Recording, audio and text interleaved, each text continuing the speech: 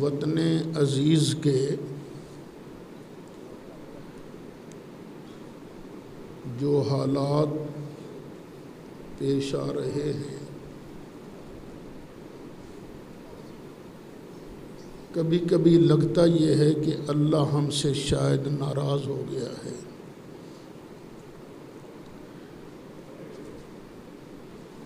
موسم کے اندر کتنی تبدیلی آ گئی ہے، اتنی گرمی، اور پھر بارش بھی نہیں ہو رہی۔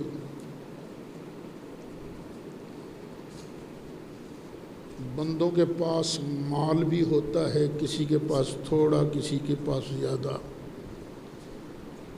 مہنگائی کی وجہ سے وہ جمع شدہ پونجی جو ہے وہ بھی تیزی سے کم ہو رہی ہے، بیماریاں پھیل رہی ہیں۔ اکثر ساتھی کہتے ہیں دعا کرو جی فلاں بیمار، یہ جاوید بھی ابھی کہہ رہا تھا میری والدہ بیمار ہیں، دعا کیجیے۔ تو بیماریاں بھی پھیل رہی ہیں۔ یہ ایک قحط کی صورت بھی پیدا ہوتی نظر آ رہی، دریاؤں میں پانی بالکل کم ہو گیا ہے، اور ڈیڈ لائن سے بھی نیچے ڈیموں کا پانی چلا گیا ہے، اور اللہ تعالیٰ نے اس کا حل بھی بتایا ہے۔ یہ قرآن کریم جو ہے یہ نسخہ شفا ہے۔ اس طرح کے حالات حضرت نوح علیہ السلام کے زمانے میں بھی پیش آئے تھے۔ اب نوح علیہ السلام اللہ تعالیٰ کے شان والے نبی اور پہلے رسول، پہلے وحی آتی تھی، پہلے نبیوں پر تکوینی وحی، سبزی کیسے اگانی ہے، جانور کیسے پالنا ہے، یا کوئی ایک آدھ شریعت کا حکم، کیونکہ ابھی انسان جو نیا نیا دنیا میں آیا تھا۔ تو نوح علیہ السلام پر سب سے پہلے تشریعی وحی نازل ہوئی تھی۔ تو نوح علیہ السلام نے 950 سال تک طوفان کے آنے سے پہلے اللہ کا پیغام سنایا تھا۔ اب حضرت سیدنا نوح علیہ السلام اللہ کی بارگاہ میں ان کی شکایت لگا رہے ہیں اپنی قوم کی، اور عرض کرتے ہیں فَقُلْتُ، یا اللہ میں نے ان سے یہ بھی کہا تھا، استغفروا ربکم، اپنے رب سے استغفار کرو، بخشش مانگو۔ اس کا نتیجہ کیا ہوگا؟ انہ کان غفارا، تم بخشش مانگو، وہ بہت زیادہ بخشنے والا ہے۔ بخشش تو ہوگی نا آخرت میں، اور دنیا میں کیا ہوگا؟ یرسل السماء علیکم مدرارا، اللہ تعالیٰ آسمان سے تمہارے لیے موسلا دھار بارش نازل فرمائے گا۔ استغفار کرو، اس کا پہلا انعام کیا ہے؟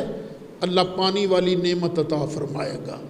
نہریں سوکھ گئی ہیں، دریا سوکھ گئے ہیں، پچھلے کئی دنوں سے ڈیم بھی سوکھے، حالانکہ ان دنوں پانی وافر ہوتا تھا پاکستان میں۔ وَيُمْدِدْكُمْ بِأَمْوَالٍ، تم مالوں کا رونا روتے ہو نا، ہمارے پاس مال گھٹ رہا ہے، تم ہماری بارگاہ میں استغفار کرو تو اللہ تمہاری مدد کرے گا مالوں کے ذریعے، وَبَنِينَ، اور بیٹوں کے ذریعے، اللہ تمہیں بیٹے بھی عطا کرے گا، مال بھی دے گا، بیٹے بھی دے گا۔ وَيَجْعَلْ لَكُمْ جَنَّاتٍ، اور اللہ تعالیٰ تمہارے لیے باغ تیار کرے گا، باغات۔ وَيَجْعَلْ لَكُمْ أَنْهَارًا، اور ان باغوں کے نیچے سے تمہارے لیے نہریں بھی اللہ جاری فرمائے گا، باغات بھی عطا ہوں گے، اوپر سے بھی پانی آئے گا اور نیچے سے بھی نہریں دریا جاری ہوں گے۔ مَالَكُمْ، اوے مَالَكُمْ، اور تمہیں ہو کیا گیا ہے؟ لا ترجون للہ وقارا، تم اللہ کی عظمت کی امید ہی نہیں رکھتے؟ تم سوچتے ہو ایویں مولویاں دیاں گلاں نے، ایویں دعا منگن نال کی ہوندا؟ نہیں، اللہ کی عظمت کو سمجھو اور اللہ کی بارگاہ میں گڑ گڑا کر عرض کرو، میرے ساتھ مل کر کہو، استغفار کہو، استغفر اللہ، استغفر اللہ، استغفر اللہ، استغفر اللہ، استغفر اللہ، استغفر اللہ۔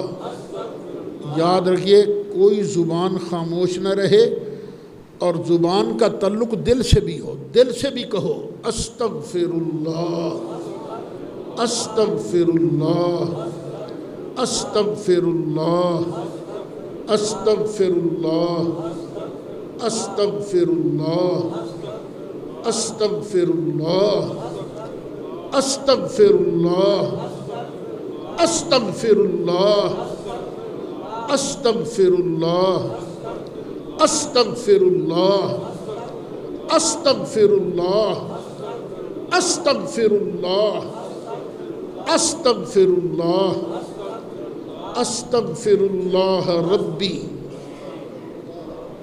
من کل ذنب واتوب الیہ، استغفر اللہ، استغفر اللہ، استغفر اللہ، استغفر اللہ، استغفر اللہ، استغفر اللہ ربی من کل ذنب واتوب الیہ، استغفر اللہ ربی من کل ذنب واتوب الیہ۔ کوشش کرو کہ ہر ساتھی جب بھی نماز پڑھے تو ایک تسبیح استغفر اللہ، استغفر اللہ، استغفر اللہ کی وہ عرض کرتا رہے۔